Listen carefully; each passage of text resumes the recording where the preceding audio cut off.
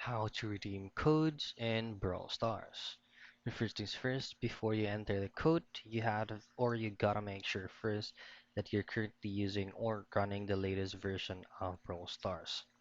To do so, just head directly to your Google Play Center or your Google Play Store and just look for your Brawl Stars application.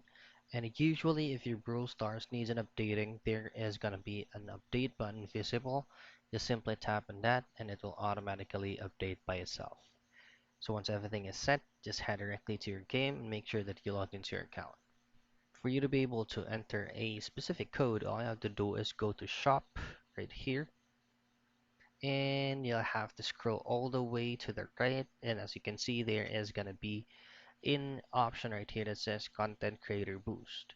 So take note that there is no actual promotional codes for specific skins or skills that you can get from Brawl Stars, but you can only get a creator's boost.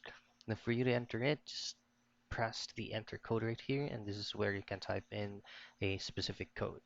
So that's it.